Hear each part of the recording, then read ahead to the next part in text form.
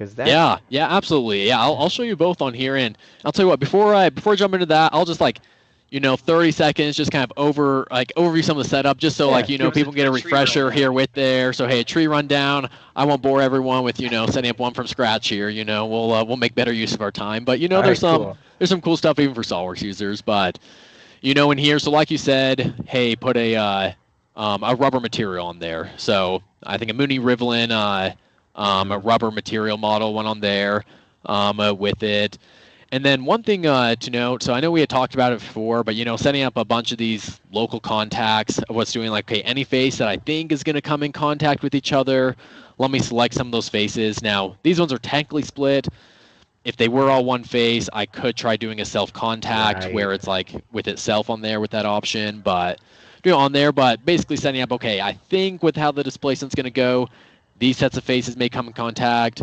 These ones are going to come in contact. So kind of set up those different ones on here, which I had to kind of predict that. Most people know your global interaction, but really that only works for for nonlinear is not too good because it's only if it's kind of touching to begin with or close to touching to begin with that it takes into account. So For sure. that's part of it there. And then yeah, really just some remote displacements, which is even experienced SolidWorks simulation users aren't using these on an everyday basis to control this like here, but allows me to take this rod, pull it up in the air, and then bring it down at an angle. Yeah, So that's I'll just look. that's definitely a fancier way to do the loading. It's a little fancier, I'd say, that even than prescribed displacements. So yeah, you don't see this Exactly. that often. Yeah, so doing it there and needing to rotate it around that bottom center point is what it's doing there. So it's like, okay, I'm not doing prescribed displacement of this upper section. It's a little bit more like control.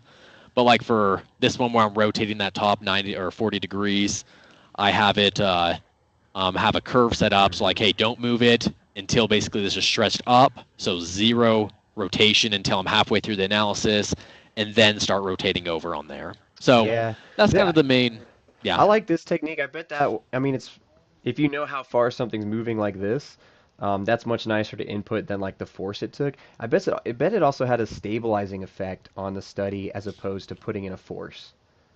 Yeah, no, absolutely on there. And with nonlinear studies, I guess SolidWorks simulation and Simulia on there is hey, prescribed displacements, pretty common of what you're doing Yeah, on there with it. Now, if you're describing a force, like you said, or just prescribing a force on there, then there's a little bit more uncertainty. You can have buckling snack through that can cause different kinds of solvers to fail. Now, in Simulia, hey, you can handle it different ways. There's your, you know, the best explicit solver that's can handle basically anything that's thrown at it on it there, but with the force input on some of these implicit solvers like here, it can cause it to fail pretty quickly there yeah. with it. So